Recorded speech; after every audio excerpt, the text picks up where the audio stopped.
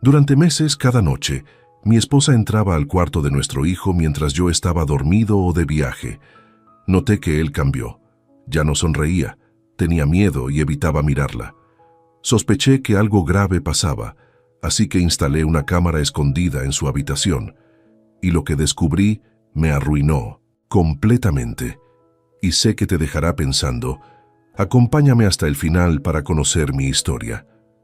Si esta historia te está llegando al corazón, deja tu like para apoyar a este viejo camionero.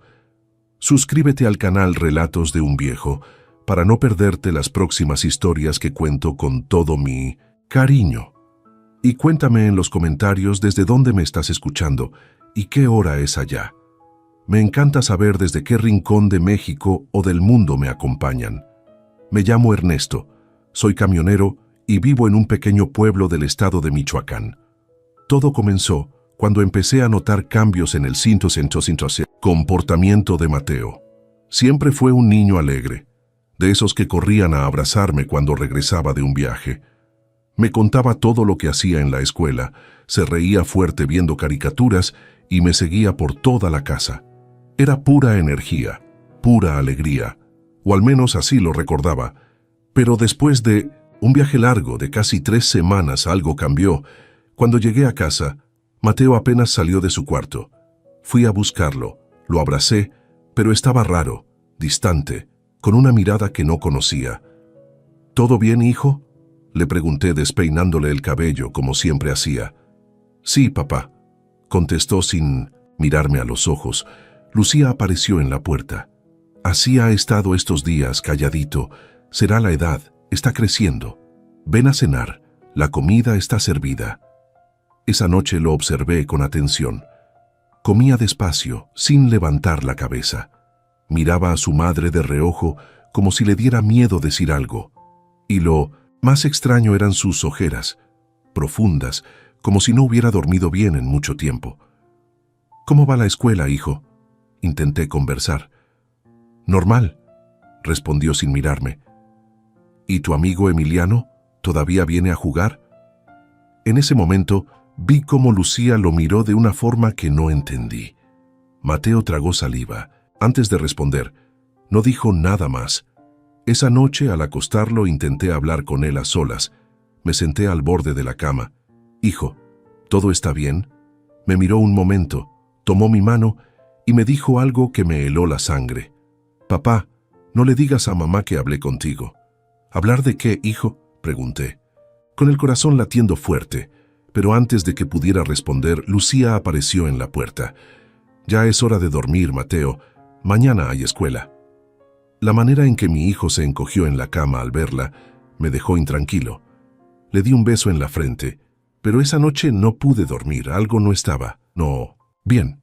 Lo sentía en el alma. Decidí quedarme unos días más antes de volver a la carretera.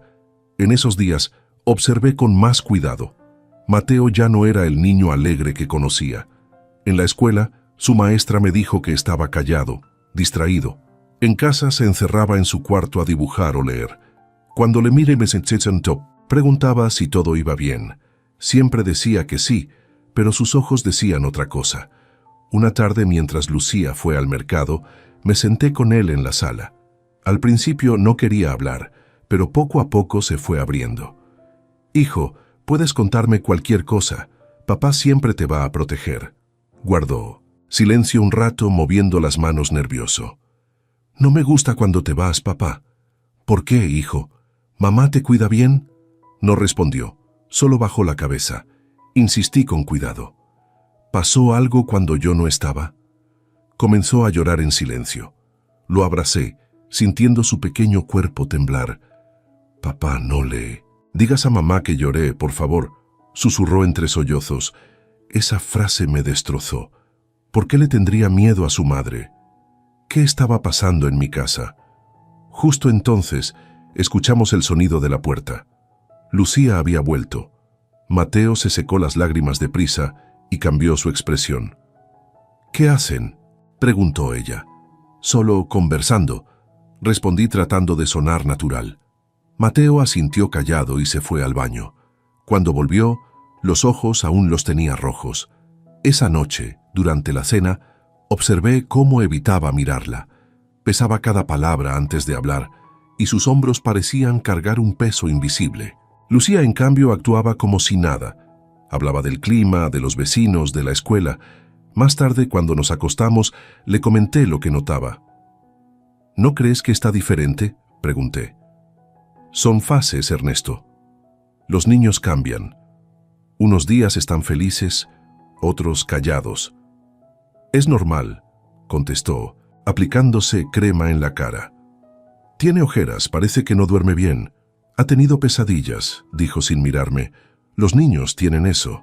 Su explicación parecía lógica, pero algo dentro de mí seguía intranquilo. Esa noche desperté varias veces pensando en Mateo, hasta que noté que Lucía ya no estaba en la cama. Me levanté y vi una luz tenue en el pasillo. La puerta del cuarto de mi hijo estaba entreabierta, y ella estaba allí dentro. Me quedé quieto en el pasillo, mirando hacia la puerta entreabierta del cuarto de Mateo. Desde donde estaba podía ver la sombra de Lucía moviéndose despacio, inclinándose sobre la cama. No alcanzaba a escuchar lo que decía, pero su voz era baja, casi un murmullo. Permanecí allí sin hacer ruido durante varios minutos, hasta que, después de lo que me parecieron eternos 30, ella salió cerrando la puerta con cuidado. En ese momento le hablé desde la penumbra del pasillo. ¿Qué hacías en su cuarto a esta hora?, pegó un brinco llevándose la mano al pecho. Ernesto, me asustaste. Fui a ver si dormía bien. Sabes que ha tenido pesadillas. 30 minutos para ver si duerme bien. Le respondí con una voz más fría de lo que pretendía. Se despertó. ¿Agitado?, dijo algo molesta. Me quedé ahí hasta que se calmó. ¿Por qué tanta pregunta? Nada, solo me preocupaba, dije tratando de disimular. Volvimos a la cama, pero ya no pude dormir. Tenía un mal presentimiento que no me dejaba en paz. A la mañana siguiente, cuando ella llevó a Mateo a la escuela, aproveché para entrar en el cuarto del niño. No sabía exactamente qué buscaba, solo sentía la necesidad de entender qué estaba pasando. El cuarto estaba ordenado, pero debajo de la cama vi algo que me llamó la atención, un osito de peluche viejo que yo le había regalado cuando cumplió 5 años. Era su juguete favorito y siempre lo cuidaba con cariño.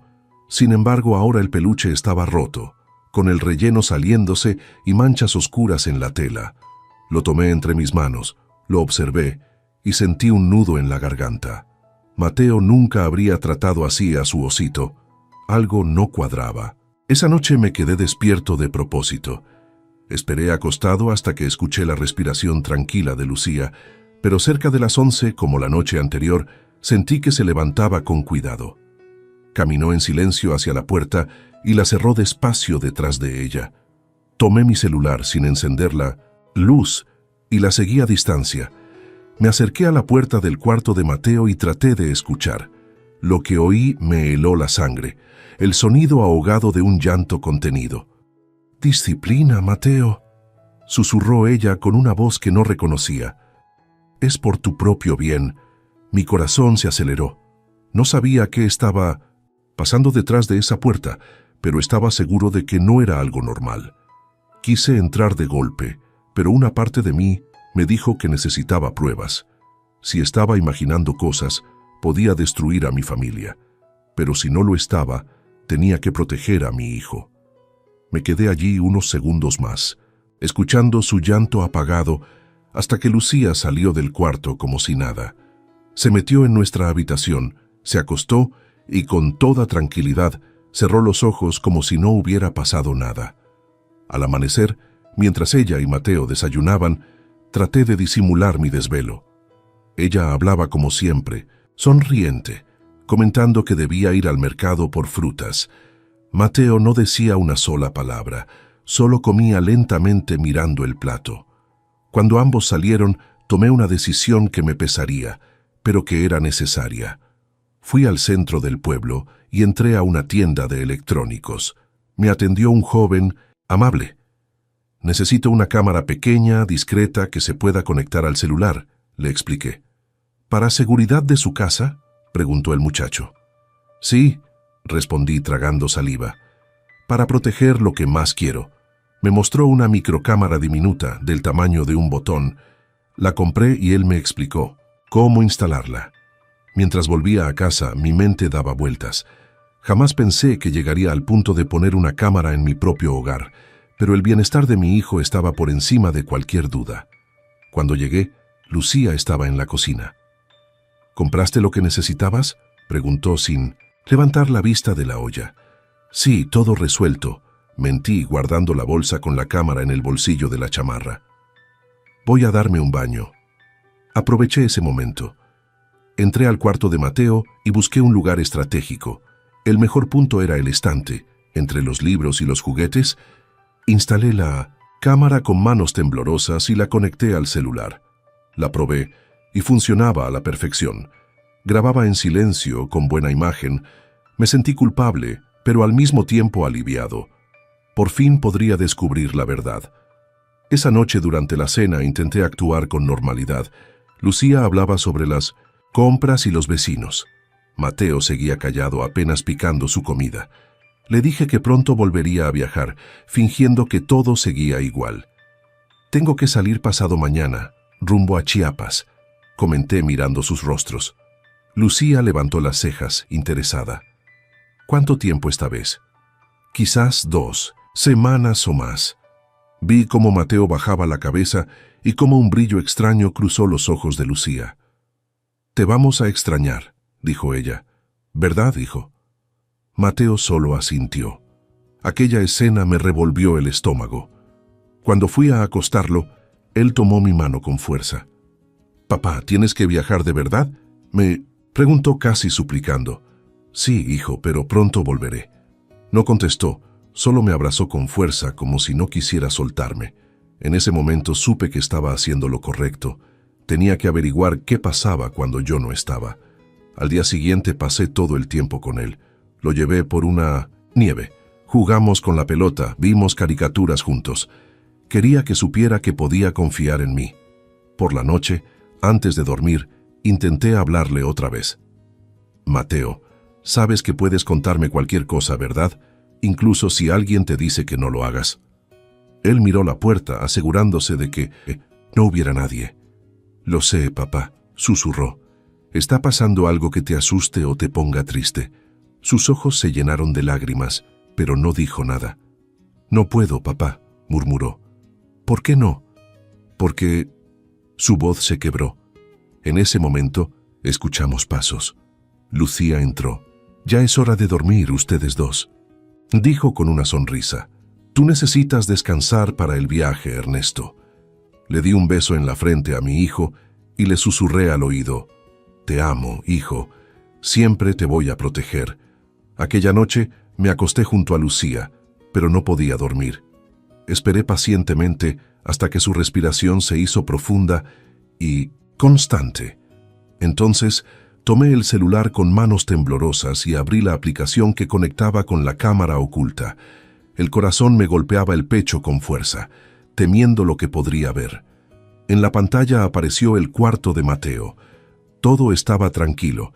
Mi hijo estaba acostado, con los ojos abiertos, mirando hacia el techo como si esperara algo. Minutos después la puerta se abrió despacio. Lucía entró en silencio, vestida con una bata. Cerró la puerta con cuidado. Vi cómo Mateo se encogía en la cama y jalaba la cobija hasta la barbilla. «Mamá, por favor», susurró bajito. «Hoy me porté bien». «Ya sabes que eso no importa, hijo», contestó ella con una voz fría que no reconocía. «Esto es por tu educación». Vi cuando Lucía sacó del bolsillo un rollo de cinta adhesiva. Sentí cómo la sangre se me helaba. Mi mente se negaba a creer lo que mis ojos estaban viendo. En la pantalla, mi esposa, la madre de mi hijo, se acercaba a la cama con la cinta en la mano. «Por favor, mamá, no», rogó el pequeño. «Shh, los vecinos no deben escuchar. ¿Recuerdas?», susurró ella mientras cortaba un pedazo de cinta y lo colocaba sobre la boca de mi hijo. Mi cuerpo entero temblaba. Mateo trató de moverse, pero ella lo sujetó del hombro. «Así está mejor», dijo con calma escalofriante. «Ahora nadie nos va a interrumpir». Luego sacó de otro bolsillo una chancla. Mi hijo empezó a temblar, las lágrimas corriendo por sus mejillas. «Esto es por tu bien, Mateo», dijo ella golpeándolo con fuerza. Eran golpes duros, seguidos, sin pausa. Yo apenas podía respirar viendo aquella escena. No eran correcciones leves, eran golpes con rabia. Mateo no podía gritar, solo se retorcía en silencio, ahogado en llanto. Quise correr al cuarto, detenerla, pero me contuve. Si entraba en ese momento, ella podría negar todo. Necesitaba pruebas, evidencias claras para que nadie dudara de lo que estaba pasando. Apretando los dientes, seguí grabando. «Esto es por hablar tanto con tu padre hoy», decía Lucía entre golpes. «Sabes que no debes contarle nada». Después de un rato que me pareció eterno, se detuvo. Mateo estaba encogido en la cama, temblando, los ojos llenos de lágrimas. Ella se inclinó sobre él. «¿Recuerdas nuestro trato? Si le dices algo a papá, será peor». Le arrancó la cinta de un tirón. El niño gimió de dolor. «Ahora limpia tu cara y duérmete. No quiero escuchar ni un ruido. ¿Entendiste?» Él asintió asustado. Lucía arregló la cobija con ternura fingida, besó su frente y salió del cuarto, cerrando suavemente la puerta. Yo me quedé en la oscuridad, con el celular en la mano, paralizado. Las lágrimas caían sin que pudiera detenerlas. Era como si el aire me faltara. ¿Cómo no lo había notado antes? ¿Cómo pude dejar a mi hijo solo con esa mujer? Minutos después, Lucía regresó a nuestra cama. Fingí estar dormido, pero cada fibra de mi cuerpo gritaba. No podía enfrentarla todavía, no sin asegurarme de proteger a mi hijo de manera definitiva.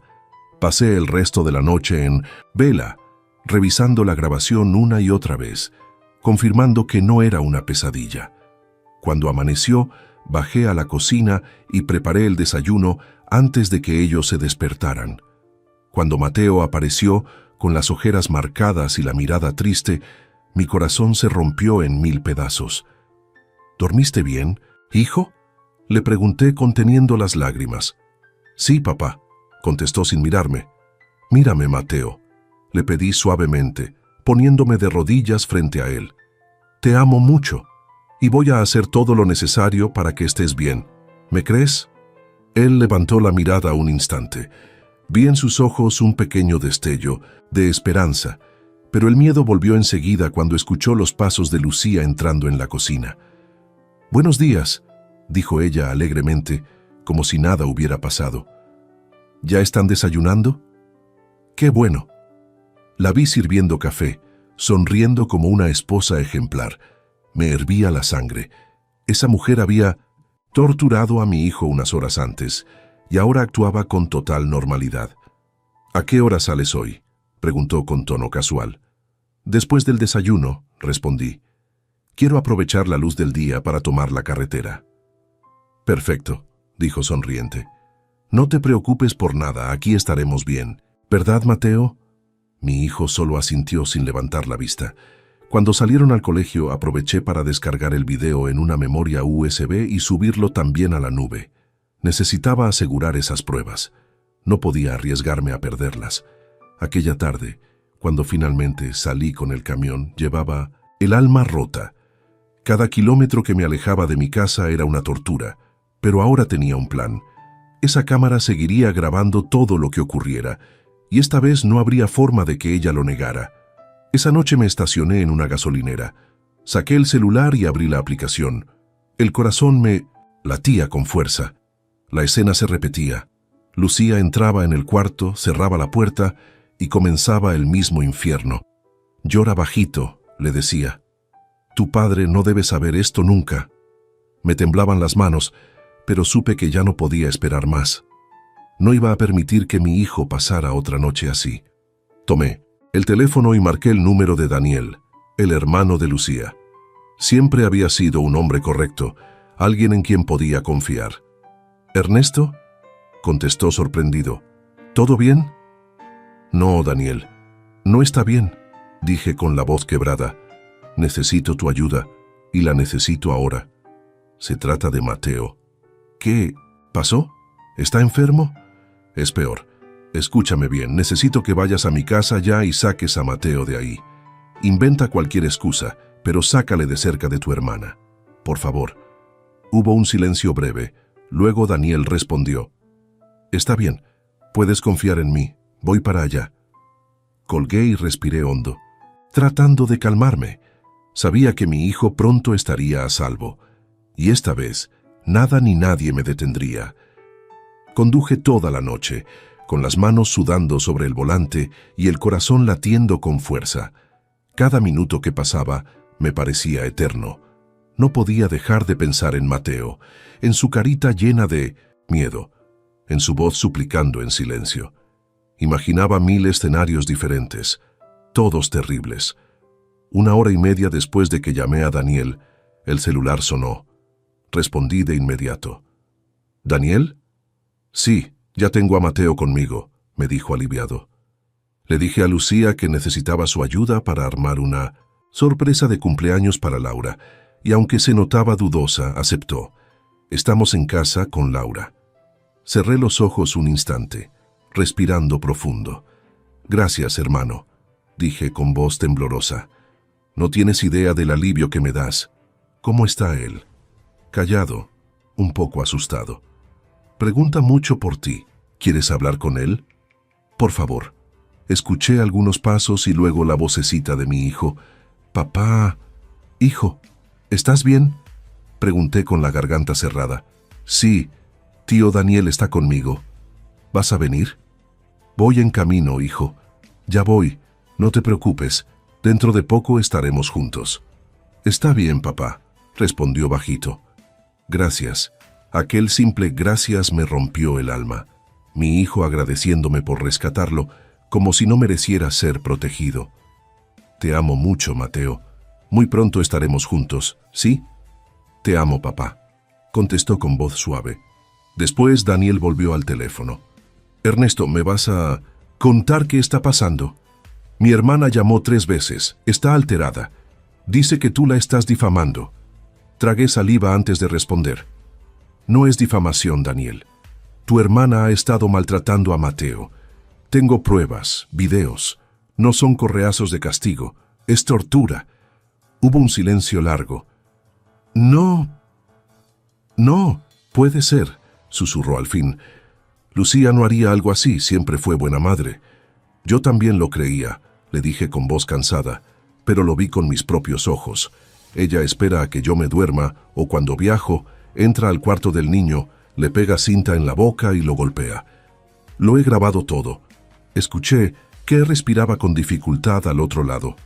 Dios mío, Ernesto, no sé qué decir. No tienes que decir nada, solo protégelo. No la dejes acercarse. Mañana en la mañana llegaré y te mostraré los videos. Cuenta con eso. Aquí estará a salvo, me aseguró Daniel. Pero Ernesto, te advierto, ella no se va a quedar tranquila. Lo sé, respondí. Colgué y mientras seguía conduciendo por la carretera, el cansancio me golpeó de repente. Llevaba casi 24 horas sin dormir, pero no podía detenerme. Necesitaba llegar a casa. Alrededor de las 6 de la mañana paré en una gasolinera para echar gasolina y lavarme la cara. Mientras el empleado atendía el camión, tomé el celular y abrí la aplicación de la cámara por costumbre. El cuarto de Mateo estaba vacío, pero escuché la voz de Lucía. No sé, mamá, decía mientras caminaba de un lado a otro. Daniel vino a buscar a Mateo ayer y todavía no lo ha traído. Dijo que era para ayudarle con algo, pero ya es tarde. Y Ernesto llamó diciendo que venía de regreso. Hizo una pausa. Escuché la voz lejana de su madre. No, claro que no le dije nada. Mateo sabe que debe guardar silencio. Tiene demasiado miedo para hablar. Cerré los ojos con rabia. Su tono era frío, como si nada de eso fuera grave. Como si torturar a su propio hijo fuera simplemente un secreto familiar que debía mantenerse. Tengo que colgar, mamá, añadió. Voy a volver a llamar a Daniel. Apagué la pantalla y sentí un calor recorrerme el cuerpo. Tenía que llegar cuanto antes. Subí al camión y seguí manejando con las manos apretadas al volante. Cuando por fin llegué a la ciudad, ya pasaban las 9 de la mañana. Fui directo a la casa de Daniel. Me abrió la puerta con expresión seria. «Está dormido», me dijo en voz baja. Solo pudo conciliar el sueño hace poco. Tenía miedo hasta de cerrar los ojos. Entré y lo vi en el cuarto de visitas arropado, respirando tranquilo. Me acerqué despacio, me senté a su lado y le acaricié el cabello. Era la primera vez que lo veía dormir en paz desde hacía semanas. Daniel me llamó desde el pasillo. «Ernesto, ven, necesitamos hablar». En la sala estaba Laura con los ojos rojos de llorar. «Le quité la playera para bañarlo anoche», dijo. «Tiene marcas, Ernesto, marcas viejas y nuevas». Asentí con dolor. «Lo sé, lo vi. Tengo los videos». Le mostré las grabaciones en el celular. Ambos se quedaron en silencio. Laura salió de la sala con lágrimas corriendo por su rostro. Daniel observó todo con las manos temblando. «No tengo palabras», murmuró. «Esa es mi hermana. No puedo creerlo». «Necesitamos actuar rápido», le dije con firmeza. «Lucía ya sospecha. Voy a denunciar esto hoy mismo». En ese momento una vocecita nos interrumpió. «Papá». Mateo estaba parado en el pasillo con los ojos entreabiertos. Cuando me vio, corrió hacia mí y se lanzó a mis brazos. Lo abracé con toda mi fuerza. «Ya pasó, hijo», susurré. «Papá está aquí. Nadie te va a hacer daño otra vez». Mateo se aferró a mí con fuerza. Sentía su pequeño cuerpo temblando, pero también el alivio de estar a salvo. Me senté con él en el sofá, mientras Daniel y Laura se retiraban a la cocina para darnos espacio. Pasé varios minutos abrazándolo. Poco a poco, su respiración se calmó. «Hijo», le dije con voz suave, «necesito hablar contigo de algo importante». Él levantó la mirada, los ojos aún húmedos. «Ya no tienes que tener miedo. Papá sabe todo lo que pasaba cuando yo no estaba». Su cuerpo se tensó y el miedo volvió a sus ojos. Ella se va a enojar si sabe que te conté». «No me contaste nada, hijo, lo descubrí yo. Puse una cámara y vi todo». Él me miró confundido. «¿Tú lo viste?» «Sí, hijo, lo vi todo. La cinta, los golpes, tus lágrimas». Bajó la cabeza. «Perdón, papá. Aquellas palabras me partieron el alma». «No tienes nada que pedir perdón, Mateo», le dije con firmeza. «Tú no hiciste nada mal. Ningún adulto tiene derecho a hacerte daño. ¿Entendiste?» Asintió despacio, pero se notaba la duda en sus ojos. Era claro que el miedo seguía dentro de él, profundo, pegado al alma. Respiré hondo tratando de mantener la calma. Tenía que ser fuerte por mi hijo, aunque por dentro estuviera destrozado. Lo miré a los ojos y le hablé con la voz más firme y tranquila que pude. «A partir de hoy todo esto se acabó, hijo. Nadie te va a lastimar otra vez. Papá te lo promete». Mateo me miró con una mezcla de esperanza y miedo. «¿Y si mamá se enoja cuando sepa que sabes?» «No te preocupes por eso. Ya no vas a quedarte solo con ella. Nunca más». En ese momento entró Daniel con una bandeja y 2 tazas de chocolate caliente. «Mira, campeón, Laura te preparó tu favorito», dijo con una sonrisa suave, tratando de aligerar el ambiente. Mateo miró la bandeja y luego me miró a mí, como buscando permiso. «Ve, hijo, está bien», le dije, acariciándole la cabeza. «Tienes que comer algo». Se levantó despacio y fue hacia la mesa. Laura lo ayudó a servirse, hablándole con ternura. Su gesto maternal contrastaba con la frialdad de Lucía, y verlo ahí, recibiendo cariño sin miedo, me llenó de alivio. Daniel me hizo una seña para que lo acompañara al patio. Salimos y cerramos la puerta detrás. «¿Y ahora qué vas a hacer?», me preguntó preocupado. «Voy a ir a la delegación a denunciar», respondí sin dudarlo. «Llevaré los videos y pediré una orden de protección para Mateo. No quiero que Lucía pueda acercársele. Sabes que esto va a destrozar a la familia, ¿verdad?», me dijo bajando la voz. «Mi madre no lo va a creer». «Ya está destrozada, Daniel», respondí con la mirada perdida. Se rompió desde el momento en que ella le puso las manos encima a su hijo. Él asintió en silencio, entendiendo que no había vuelta atrás. «Está bien, haz lo que tengas que hacer». Mateo puede quedarse aquí el tiempo que sea necesario. Entramos otra vez a la casa. Mateo estaba sentado con Laura, que le contaba una historia mientras él comía unas galletas. Lo observé y sentí una punzada de esperanza. Al menos estaba tranquilo. Me acerqué, me agaché a su lado y le hablé en voz baja. «Hijo, papá tiene que salir un rato para resolver unas cosas importantes, ¿de acuerdo? Te quedas aquí con tu tío Daniel y tu tía Laura». El miedo volvió a sus ojos. «¿Vas a volver, papá? ¿Lo prometes?» «Claro que sí, hijo. Lo prometo», respondí con firmeza. «Solo iré a asegurarme de que estés completamente a salvo». Laura, notando su temor, intervino con dulzura. «¿Qué te parece si vemos esa película de superhéroes que tanto te gusta mientras tu papá hace sus cosas?» Esa idea pareció animarlo un poco. Me abrazó fuerte antes de soltarme. Salí de la casa con el corazón encogido. En el camino mi celular no dejaba de sonar. Era Lucía. Ignoré las primeras llamadas, pero cuando insistió por quinta vez, decidí contestar. «¿Qué pasa, Lucía?», pregunté seco. «Ernesto, gracias a Dios llevo horas tratando de hablar contigo. Daniel se llevó a Mateo ayer y no los ha traído de vuelta. No contesta mis llamadas. Estoy preocupada», dijo con voz fingida. Tuve que contenerme para no gritarle. «Está bien, Lucía. Está con ellos», respondí lo más tranquilo que pude. «¿Por qué no me avisaste que venías de regreso? ¿Y por qué no has venido a casa?» «Estoy resolviendo unos asuntos», contesté cortante. «Hablaremos cuando llegue». «Ernesto, ¿qué está pasando? Estás raro».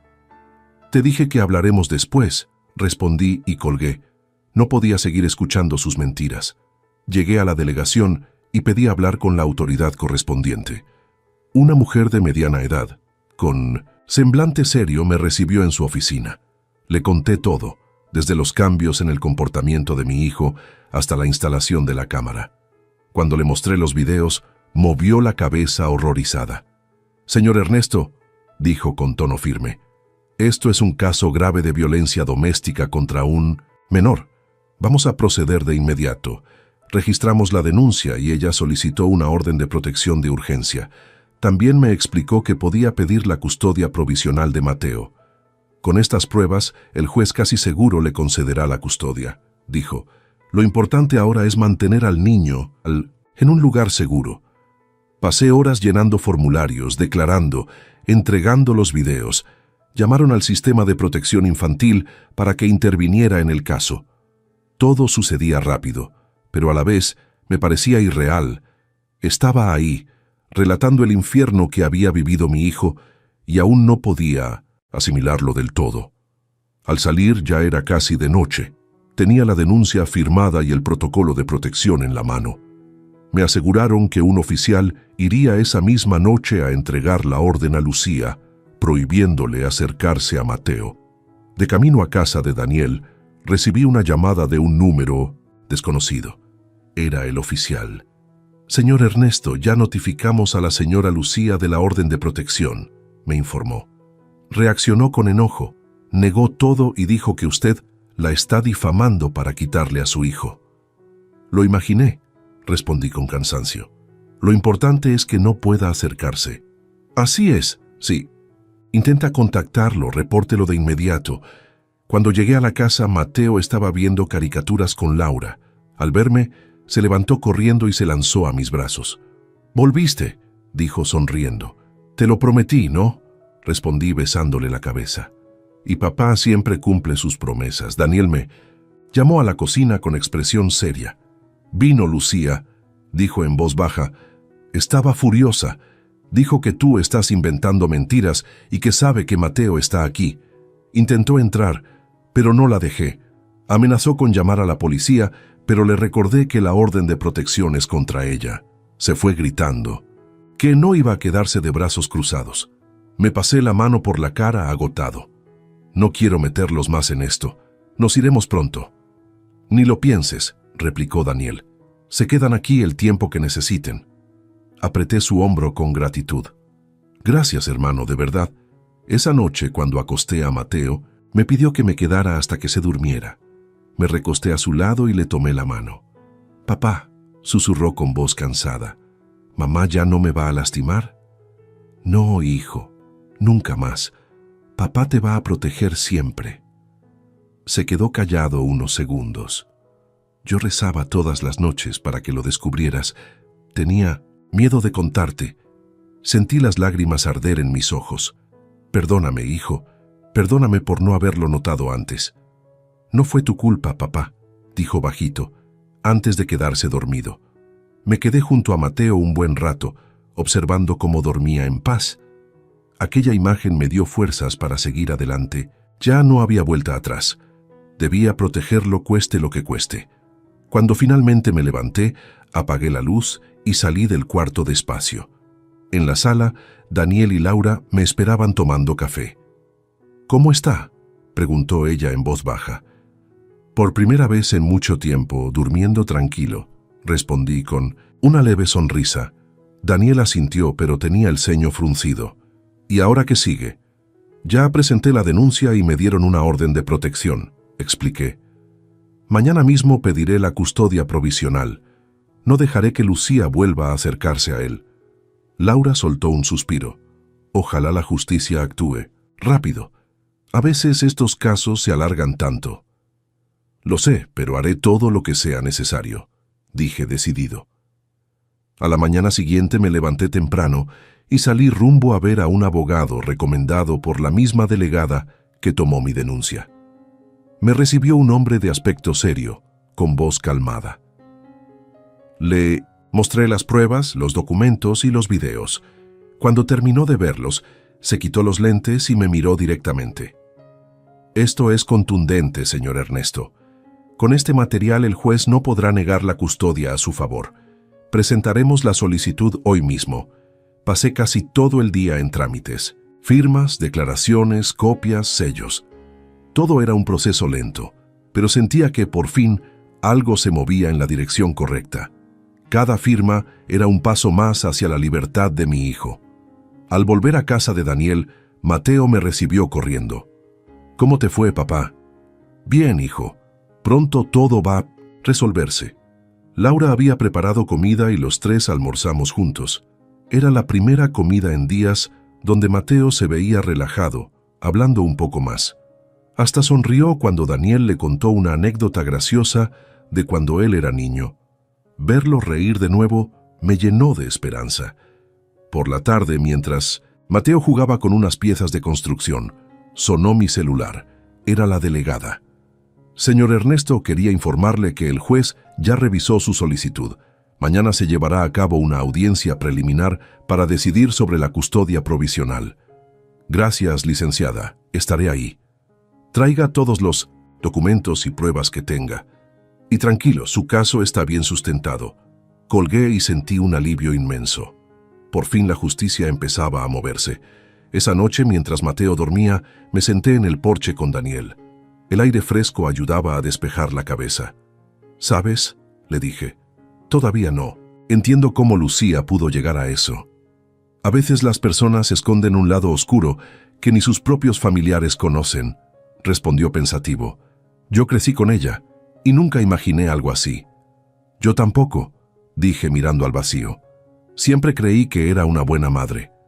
Daniel se quedó callado un momento. «¿Crees que haya alguna explicación? ¿Alguna enfermedad mental, tal vez?» «No lo sé, y honestamente ya no me importa. Lo que me importa es que Mateo esté bien». Al día siguiente nos levantamos temprano. Laura se quedó cuidando al niño, mientras Daniel me acompañó al juzgado. Al llegar sentí una mezcla de nervios y esperanza. Me llamaron a declarar. Entregué todo. Las grabaciones, las copias certificadas de la denuncia, las fotos del osito roto, los informes de la escuela. El juez, un hombre de mirada cansada pero empática, escuchó con atención. Cuando vio los videos, frunció el ceño y bajó la mirada con disgusto. «Esto es inaceptable», dijo con tono firme. «Este niño no debe regresar con esa mujer bajo ninguna circunstancia hasta nueva orden». Mi abogado aprovechó para pedir la custodia provisional y la suspensión de cualquier derecho de visita de Lucía. El juez asintió. «De acuerdo. Otorgo la custodia provisional al señor Ernesto Ramírez y ordeno que la madre no tenga contacto con el menor hasta que un equipo psicológico evalúe la situación. Sentí un peso enorme salir de mis hombros. Era apenas el primer paso, pero crucial. Al salir del juzgado, respiré hondo. Lo lograste, hermano, dijo Daniel dándome una palmada en el hombro. Tu hijo está oficialmente a salvo. Esa tarde volví a casa y encontré a Mateo jugando con Laura en el patio. Corrí hacia él y lo abracé. Hijo, tenemos buenas noticias, le dije sonriendo. El juez decidió que vas a quedarte conmigo. Sus ojos se abrieron grandes. ¿De verdad, papá? ¿Ya no tengo que volver con mamá? No, hijo, ya no. Se lanzó a mis brazos llorando de alegría. Gracias, papá, susurró entre sollozos. Lo abracé fuerte, cerrando los ojos. Por primera vez en mucho tiempo, sentí que podía respirar sin miedo. Esa noche dormimos en paz, pero yo sabía que la batalla aún no había terminado. Lucía no se quedaría de brazos cruzados, y no me equivoqué. 2 días después, mi abogado me llamó. Ernesto, acabo de recibir notificación. Lucía presentó una apelación. Quiere que le devuelvan la custodia y que se revoque la orden de protección. ¿Cómo puede tener tanto descaro?, dije con rabia contenida. Argumenta que todo es una venganza tuya, porque estás mucho fuera de casa y que manipulaste al niño. Cerré los ojos y respiré profundo. No me sorprendería, respondí. Siempre supo cómo mentir y quedar como víctima. No te preocupes, dijo el abogado. Con las pruebas que tenemos no tiene posibilidad de ganar, pero debemos estar preparados. Colgué y miré a mi hijo, que en ese momento jugaba tranquilo con un rompecabezas. Me prometí a mí mismo que no permitiría que nadie, ni siquiera la ley, lo devolviera al infierno del que acababa de salir. Los días siguientes fueron una mezcla de alivio y tensión. Aunque el juez me había otorgado la custodia provisional de Mateo, la apelación de Lucía me mantenía en alerta. Mi abogado me dijo que el proceso podía tardar semanas, incluso meses, dependiendo de las pruebas y los informes psicológicos. Mientras tanto, debía seguir cuidando de mi hijo y demostrar al tribunal que podía ofrecerle estabilidad. Me concentré en reorganizar mi vida. Había decidido dejar los viajes largos en el camión. Fui a hablar con mi patrón en la empresa de 1900 Transporte. Don Alberto, necesito hacer solo entregas locales, le expliqué. Mi hijo me necesita en casa. El hombre me miró en silencio unos segundos. Eres uno de mis mejores conductores, Ernesto. Si es por tu hijo, no tengo nada que decir. Cuenta con eso. Salí de allí con un nudo en la garganta. Por primera vez en años, sentí que la vida me obligaba a replantear mis prioridades. Antes creía que trabajar duro y traer dinero a casa era lo más importante, pero ahora sabía que lo esencial era estar presente. Conseguí un pequeño departamento cerca de la casa de Daniel y Laura, para no depender de ellos. Era modesto, pero suficiente para comenzar una nueva etapa. Mateo se emocionó al ver su nuevo cuarto. ¿Puedo poner mis dibujos en la pared?, preguntó con una sonrisa tímida. Claro, hijo, este es tu lugar. Aquí puedes hacer lo que quieras. Durante esos primeros días en el nuevo hogar, comencé a notar pequeños cambios en él. Dormía mejor, comía con más apetito y poco a poco recuperaba su curiosidad infantil. Sin embargo, aún despertaba algunas noches gritando. Cuando eso pasaba, corría a su cuarto y lo abrazaba hasta que se calmaba. Ya pasó, hijo, le decía. Nadie va a venir por ti. ¿Estás seguro? A la semana siguiente tuvimos la primera cita con la psicóloga que nos asignaron. Era la doctora Renata, una mujer amable de voz tranquila.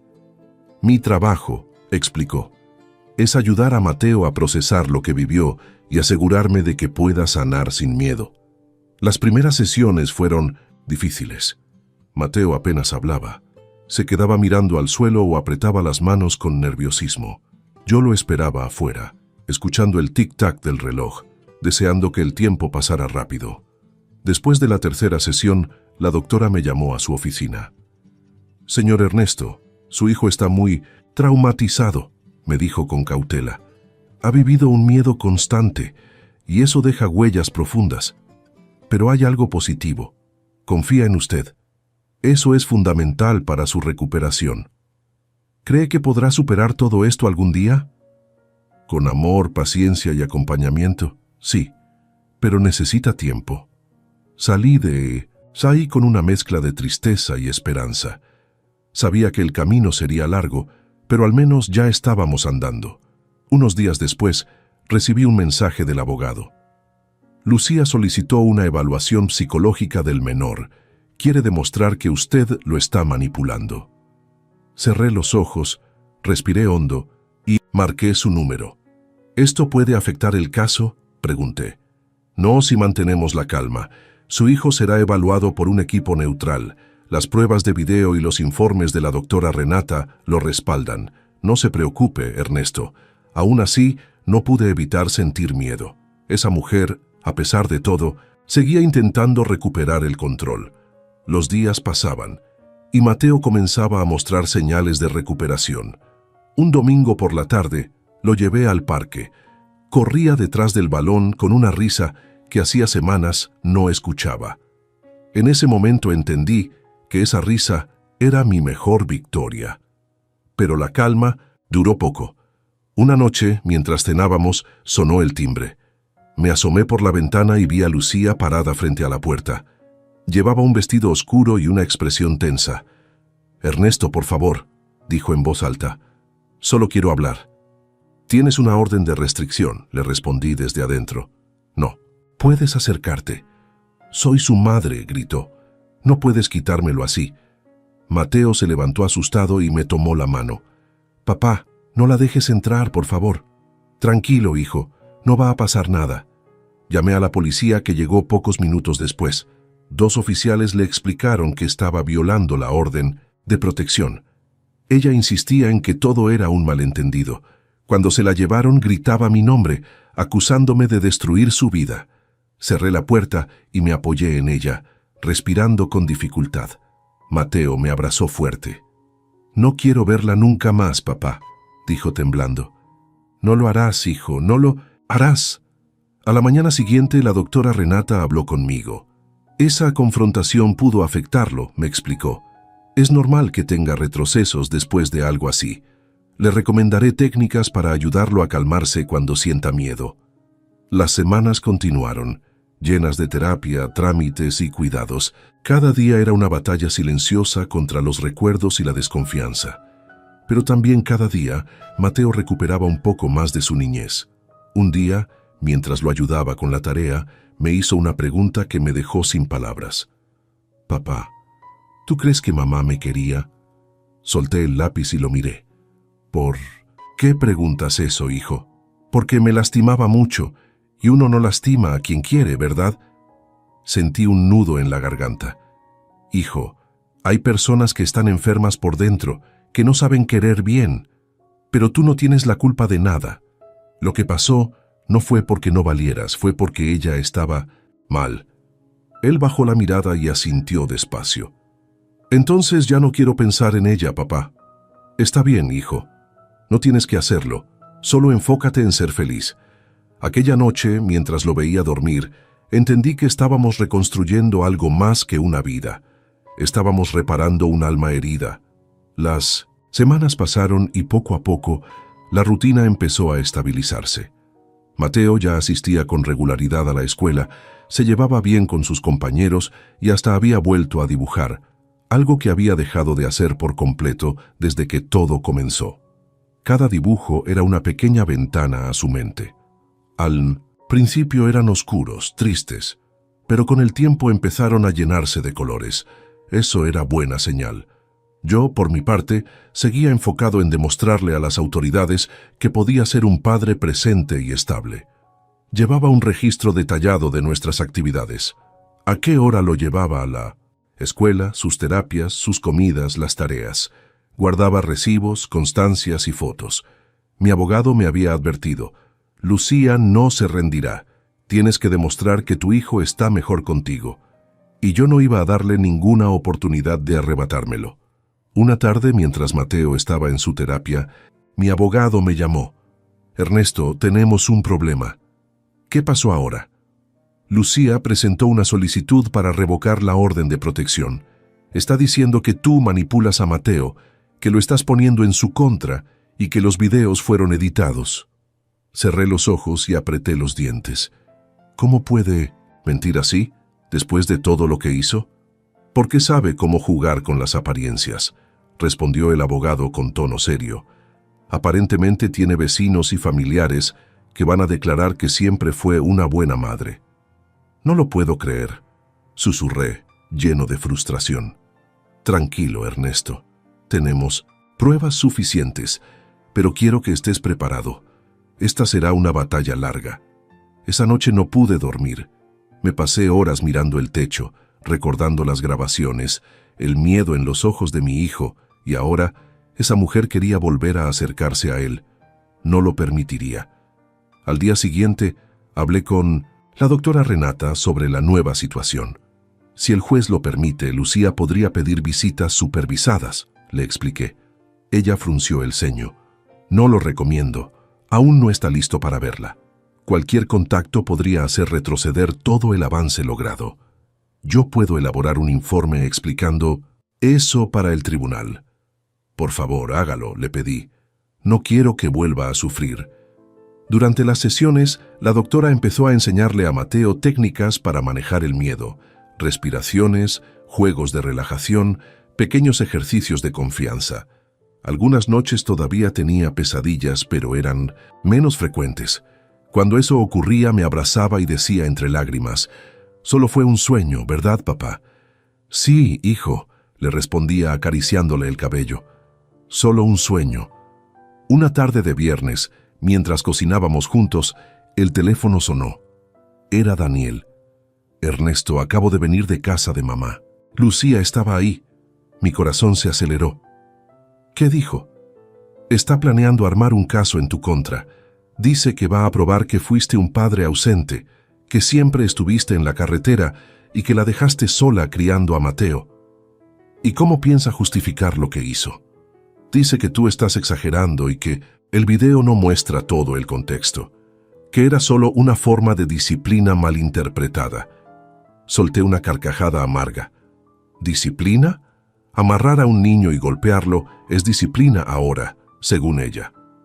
«Lo sé», dijo Daniel con tristeza. «Pero tienes que entender, Ernesto, que algunos creerán sus mentiras. La gente solo ve lo que quiere ver». Esa frase me quedó resonando todo el día. La imagen que Lucía proyectaba era la de una madre ejemplar. Era amable con los vecinos, participaba en las reuniones de la escuela y todos la conocían como una mujer atenta y servicial. Nadie imaginaba lo que ocurría a puertas cerradas. Los días siguientes fueron tensos. Mi abogado y yo nos reunimos para preparar la audiencia final. Me recomendó mantener la calma y hablar siempre con hechos. «No dejes que te provoque», me dijo. «Ella intentará hacerte ver como un hombre impulsivo». El día de la audiencia llegó. Entré a la sala con el corazón latiendo con fuerza. Lucía estaba allí, acompañada de su abogado, vestida sobria, con el rostro sereno, como si nada de lo que había hecho hubiera ocurrido. Evitó mirarme, pero noté su postura altiva. Cuando el juez entró, todos nos pusimos de pie. Su abogado habló primero, pintando una historia completamente falsa, que Lucía era una madre dedicada, que yo había descuidado a mi familia, que mis largos viajes habían afectado al niño y que ella solo intentó educarlo con firmeza. Decía que el video estaba manipulado, que yo lo edité para hacerla quedar mal. Cuando llegó mi turno, le mostré las grabaciones completas, sin cortes. Le expliqué cómo había notado los cambios en Mateo, cómo instalé la cámara y cómo descubrí la verdad. Entregué también el informe de la doctora Renata y las constancias de la escuela.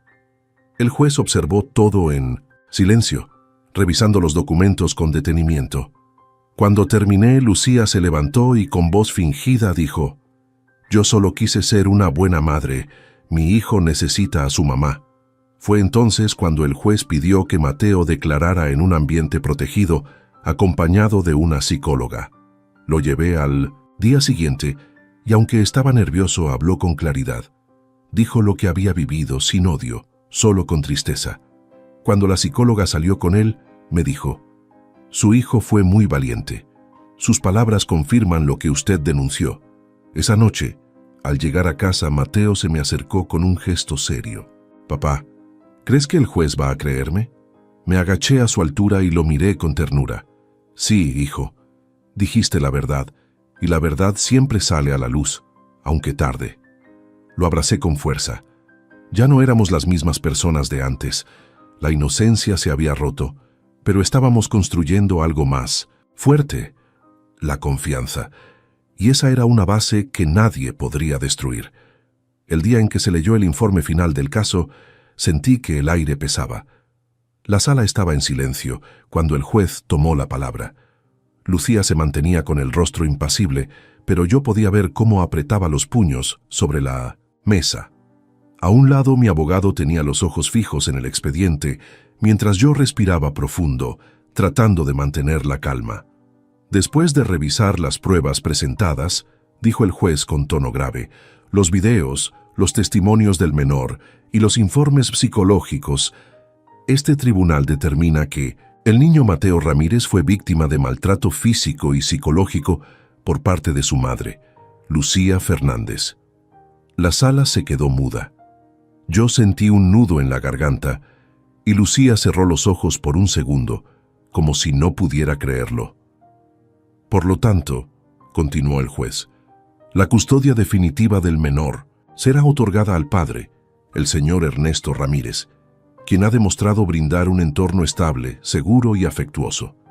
Además, la señora Lucía Fernández deberá someterse a tratamiento psicológico y queda suspendido todo derecho de visita hasta que el equipo médico certifique que no representa riesgo para el menor». No escuché nada más después de eso. Mis ojos se llenaron de lágrimas y solo pude apretar la mano de mi abogado. Era el final de una pesadilla. Lucía, en cambio, se levantó furiosa. «Esto es una injusticia», gritó antes de que los oficiales la detuvieran. El juez golpeó la mesa con el mazo. «Orden en la sala». La sacaron entre forcejeos mientras yo permanecía en silencio, aún temblando por dentro. Cuando todo terminó, mi abogado me puso una mano en el hombro. «Lo lograste, Ernesto. Ya puedes respirar tranquilo». Salí del juzgado y llamé a Daniel apenas puse un pie en la calle. «Hermano, ganamos», dije apenas pude hablar. «¿De verdad?», preguntó con voz emocionada. «Sí, la custodia ya es mía. Lucía perdió todos los derechos». «Gracias a Dios, Ernesto. De verdad, gracias a Dios». Esa tarde, cuando llegué al departamento, Mateo me estaba esperando en la sala con un dibujo en las manos. «Mira, papá», dijo extendiéndomelo. «Somos tú y yo jugando con el perro». Era un dibujo sencillo, pero lleno de vida. Los colores brillantes, las sonrisas amplias, el sol arriba de nosotros. Lo miré y sentí que algo dentro de mí se curaba. «Es hermoso, hijo», le dije con la voz quebrada. «¿Sabes? Hoy el juez dijo que te vas a quedar conmigo para siempre». Mateo me miró con los ojos muy abiertos. «¿Ya no tengo que volver con mamá?». «No, hijo, nunca más». Entonces me abrazó con fuerza y comenzó a llorar, pero esta vez no de miedo, sino de alivio. «Gracias, papá», susurró. «Ahora sí me siento libre». Nos quedamos abrazados largo rato. No había palabras que pudieran describir ese momento. Era como si por fin el peso del mundo se hubiera levantado de nuestros hombros. Durante los días siguientes, traté de mantener la vida lo más normal posible. Lo llevé al parque, hicimos tareas, cocinamos juntos y seguimos asistiendo a las sesiones con la doctora Renata. Cuando le conté la decisión del juez, sonrió satisfecha. «Era lo justo. Este niño merece un entorno de paz», dijo mirando a Mateo, que en ese momento jugaba con unas figuras de acción. «¿Cree que algún día podrá perdonar a mi santos?» «¿Su madre?», pregunté. «Tal vez», respondió con calma, «pero el perdón no significa olvidar. Primero debe sanar, y eso lleva tiempo. No hay prisa». Esa misma tarde, la doctora me pidió hablar a solas conmigo. Ernesto, Mateo ha avanzado mucho, pero hay algo que debemos trabajar juntos, me explicó. Él tiene miedo de que esto vuelva a pasar, de que tú te canses o te vayas como pasaba cuando viajabas. No me iré nunca más, dije sin pensarlo. Entonces hazle sentir eso todos los días. Los niños que han vivido trauma necesitan constancia. Sus palabras me quedaron grabadas. Desde entonces, cada mañana antes de ir al trabajo, me aseguraba de desayunar con Mateo, de decirle «te amo» y recordarle que estaría de vuelta por la tarde. No fallé ni un solo día. Un sábado por la mañana, mientras jugábamos en el parque, Daniel llegó con Laura y su hija pequeña. Todos nos sentamos bajo la sombra de un árbol mientras los niños corrían por el césped. «No sabes cuánto me alegra verte así, hermano», dijo Daniel, dándome una palmada en la espalda. «Hace meses no te veía sonreír». «Creo que por fin podemos empezar de nuevo», respondí mirando a Mateo correr feliz. Laura intervino con ternura. «Y él también. Se nota que ya no carga tanto miedo. Está volviendo a ser un niño», asentí con un nudo en la garganta. «Eso es lo único que quiero, que sea feliz». Después del almuerzo, Mateo me tomó de la mano y me dijo en voz baja, «Papá, quiero que vayamos un día a la iglesia a dar las gracias». «¿A dar las gracias?» «¿Por qué, hijo?» «Por todo», respondió sonriendo. «Porque ahora somos libres». Esa noche, mientras lo veía dormir, entendí que aunque la herida tardaría en cerrar, ya habíamos comenzado a sanar. Me di cuenta de que la verdadera justicia no solo estaba en los tribunales, sino en poder ver a mi hijo dormir tranquilo, sin miedo, sin sobresaltos. Semanas después, la doctora Renata me avisó que el tribunal la había llamado para confirmar el seguimiento psicológico de Mateo. Ella me contó que el juez estaba satisfecho con los informes y que incluso había felicitado la rapidez con que el niño mejoraba. Por primera vez en mucho tiempo sentí paz. No una paz forzada, sino una verdadera, profunda. En el silencio de la noche, con Mateo durmiendo en la habitación de al lado, comprendí que nuestra vida volvía a tener sentido. Habíamos pasado por un infierno, sí, pero lo habíamos enfrentado juntos. Y eso, más que cualquier fallo judicial, era nuestra victoria más grande. Han pasado ya varios meses desde aquella audiencia en el juzgado. La vida de Mateo y la mía se ha transformado completamente. Dejamos atrás la casa vieja y el dolor que guardaba. Ahora vivimos en un pequeño hogar con un patio donde él puede correr, jugar con nuestro perro Toby y plantar flores conmigo. Es una casa sencilla, pero llena de paz. Cada mañana preparo el desayuno mientras Mateo se alista para la escuela. Ya no tiene esas ojeras profundas ni el semblante apagado. Su risa vuelve a llenar los espacios. Lo veo jugar, correr y hablar con alegría, y me cuesta creer que sea el mismo niño que antes dormía con miedo. Yo también cambié. Dejé definitivamente los viajes largos. La empresa me ofreció un puesto de supervisor en la base local. No gano tanto como antes, pero tengo lo más importante: tiempo. Tiempo para acompañar a mi hijo, para verlo crecer y asegurarme de que nunca más sienta miedo. Un día, al salir de la escuela, Mateo me dijo mientras caminábamos de la mano: «Papá, ¿te acuerdas de cuando tenía miedo de dormir?» «Sí, hijo, claro que me acuerdo. Ya no tengo miedo», me dijo, sonriendo.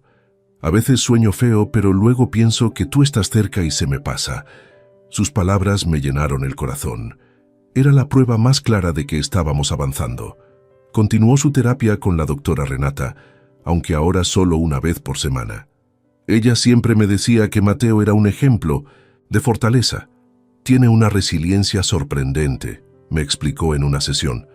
«No todos los niños logran recuperarse tan rápido, y eso es gracias a usted, Ernesto. Le ha dado seguridad, amor y estabilidad. A veces me cuesta aceptar sus halagos. Todavía cargo con culpa por no haberlo protegido antes. Pero cada vez que lo veo sonreír, esa culpa se hace más ligera». En la escuela las maestras comenzaron a decirme cosas bonitas sobre él. «Su hijo es muy amable», me comentó una de ellas. «Siempre ayuda a sus compañeros, sobre todo a los más tímidos o los que sufren burlas». Eso me conmovió. profundamente. Mateo había aprendido a transformar su dolor en empatía. Una tarde de sábado, mientras arreglábamos el jardín, me miró y me dijo con total sinceridad: «Papá, cuando sea grande quiero ayudar a los niños que tienen miedo, como yo tenía». Me quedé sin palabras. Lo abracé fuerte. «¿Y lo vas a hacer, hijo?» «Estoy seguro de que sí». Aunque nuestra vida se había llenado de paz, Lucía seguía presente en el proceso judicial. Estaba obligada por el tribunal a asistir a terapias psicológicas y a cumplir con trabajos comunitarios. Mi abogado me mantenía informado. «Dice estar arrepentida», me comentó un día, «pero el juez no autorizará ninguna visita hasta que los especialistas confirmen que no representa peligro». «Está bien», respondí. «Cuando Mateo esté listo, él decidirá si quiere verla o no».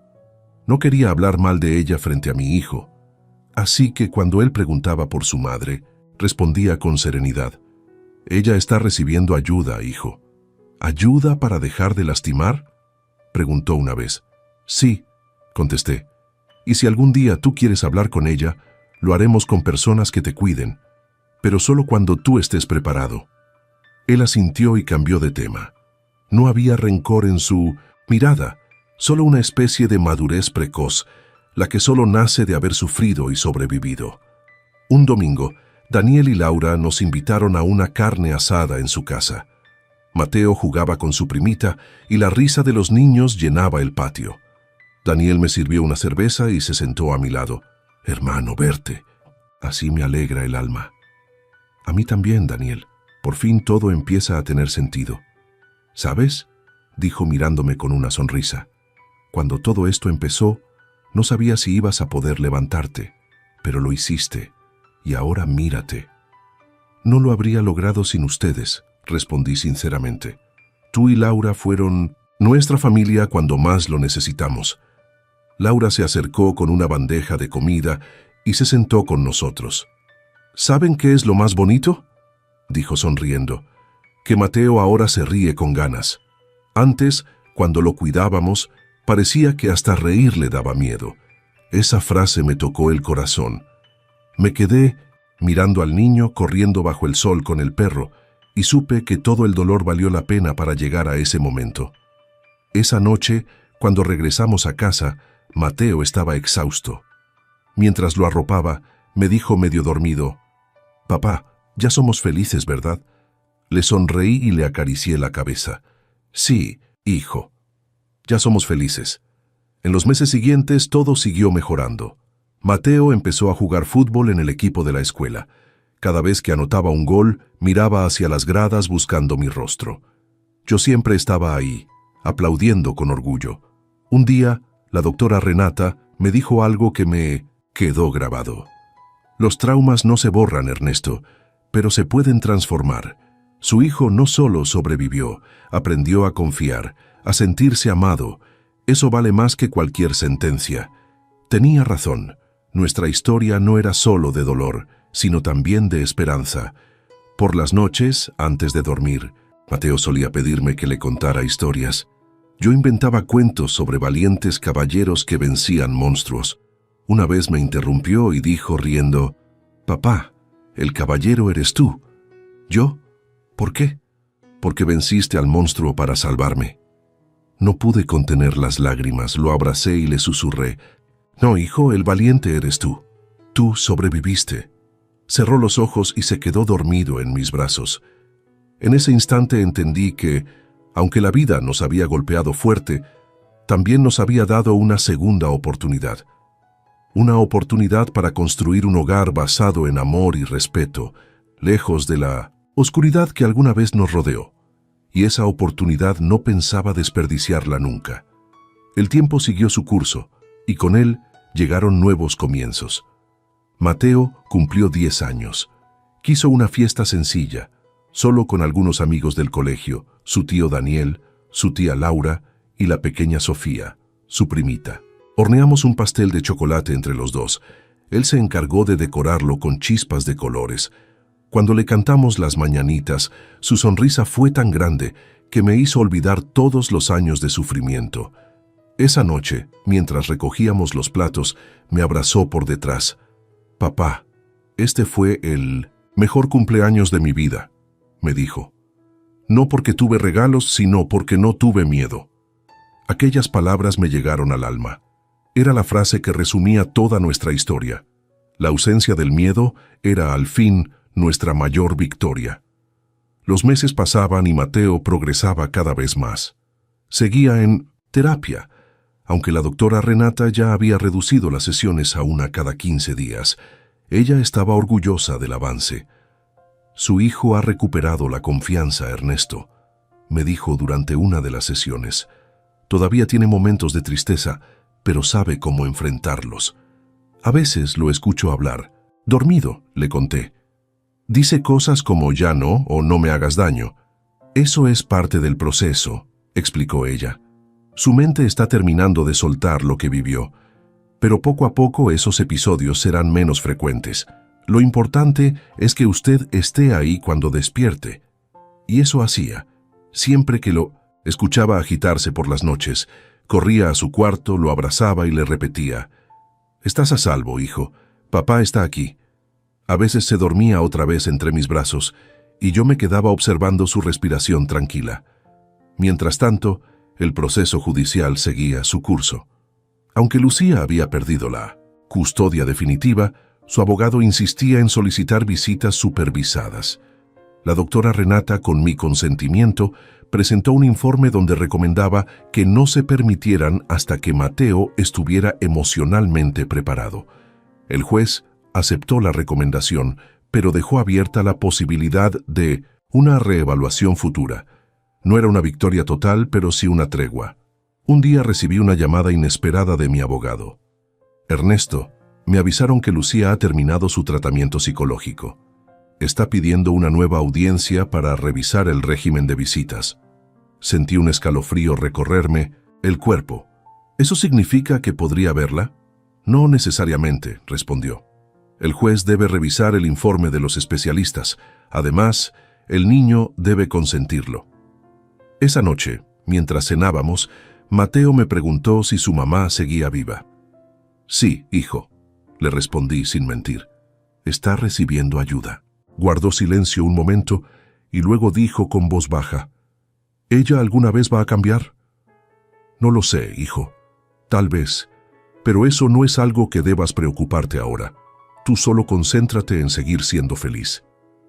«¿Y si un día la tengo que ver?», preguntó mirándome con esos ojos serenos que tanto me recordaban a los de su madre antes de que la oscuridad se apoderara de ella. «Si llega ese día, será solo cuando tú quieras», le respondí. «Nadie te obligará». Asintió en silencio y siguió comiendo. Pero en su rostro vi que todavía quedaban sombras. Una semana después recibimos la notificación de la audiencia. El juez quería escuchar a los especialistas y a mí, pero no a Mateo para evitarle estrés innecesario. La doctora Renata y el psicólogo del tribunal coincidieron en que aún no era conveniente reanudar ningún contacto. «El niño ha avanzado mucho», decía el informe, «pero la simple idea de reencontrarse con su madre le genera ansiedad y miedo». Cuando el juez leyó eso, solo asintió y dijo con firmeza: «Por el bienestar del menor, mantendremos la suspensión de visitas hasta nueva evaluación». Salí del juzgado con un enorme alivio. Esa misma tarde, llevé a Mateo a comer su helado favorito. «¿Por qué me trajiste helado entre semana, papá?», preguntó divertido. «Porque hoy ganamos otra batalla, hijo». «¿Otra? ¿Contra quién?». «Contra el miedo», respondí sonriendo. Rió y me abrazó. Y ahí, en medio de una simple heladería, entendí que no hacía falta más para sentirnos completos. Unos meses después, la vida ya se había estabilizado por completo. Mateo había hecho nuevos amigos, iba bien en la escuela y participaba en el equipo de fútbol. En las tardes, cuando llegaba del trabajo, me esperaba con su balón en la mano. «Papá, a ver si ahora sí puedes ganarme», me decía entre risas. Y jugábamos hasta que el sol comenzaba a esconderse detrás de los cerros. A veces, mientras lo veía correr con Toby por el patio, recordaba los primeros días de pesadilla. Me invadía la tristeza, pero también el orgullo. Habíamos sobrevivido. Una noche, mientras leía en silencio en el sofá, Mateo se me acercó con su cuaderno. «Papá, escribí algo para ti», me dijo entregándomelo. Era una redacción de la escuela titulada Mi héroe.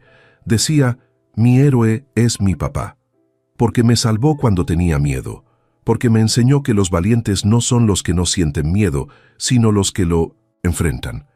Y porque siempre me dice que los monstruos no existen, pero si algún día aparecen, él los vencerá por mí». No pude contener las lágrimas. Lo abracé con fuerza. «Gracias, hijo. Este es el mejor regalo que me han dado en toda mi vida». Él sonrió. «No tienes que agradecer, papá. Tú me salvaste primero». Aquella noche dormí con el corazón lleno. Las heridas seguían ahí, sí, pero ya no dolían igual. Ahora eran cicatrices que contaban una historia de amor, lucha y esperanza. Entendí que el pasado no podía borrarse, pero sí podía transformarse en fuerza. Y eso hicimos.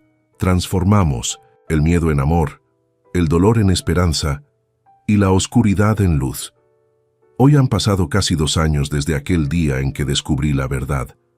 2 años desde que instalé aquella pequeña cámara que cambió nuestras vidas para siempre. Si miro atrás, todavía me cuesta creer todo lo que vivimos. Pero ahora, mientras veo a Mateo correr en el patio con Toby, solo puedo sentir gratitud. Gratitud porque sobrevivimos, porque seguimos de pie, porque aprendimos a amar sin miedo. Nuestra casa es pequeña, pero llena de vida. Tenemos un pequeño huerto donde Mateo plantó tomates y flores amarillas que, según él, espantan los malos recuerdos. Cada mañana, mientras desayunamos, hablamos de todo. La escuela, sus amigos, sus sueños. Ya no hay silencios pesados ni miradas tristes. Solo una complicidad tranquila, la que existe entre un padre y un hijo que pasaron por el infierno juntos y lograron salir. Yo sigo trabajando en la empresa de transporte, pero ahora como encargado de logística. Llego a casa todas las tardes para ayudarle con la tarea y cenar juntos. Esa simple rutina es lo que más valoro. La doctora Renata aún lo ve una vez al mes. Dice que su progreso es admirable. Su hijo es un ejemplo. Es de resiliencia, Ernesto, me comentó hace poco. Y usted un ejemplo de padre que no se rindió. Solo hice lo que debía, le respondí. Muchos padres no lo hacen, replicó ella con firmeza. Usted escuchó, observó y actuó. Y eso salvó una vida. Esa frase me marcó. Porque sí, aquella cámara no solo mostró la verdad, sino que literalmente salvó a mi hijo. Hace unos meses recibimos la notificación final del juzgado. Lucía fue declarada culpable de maltrato infantil y condenada a cumplir una pena de servicio comunitario, además de tratamiento psicológico obligatorio. Perdió de forma definitiva la custodia de Mateo. Su derecho a visitarlo quedó condicionado a la voluntad del niño y al aval de los especialistas.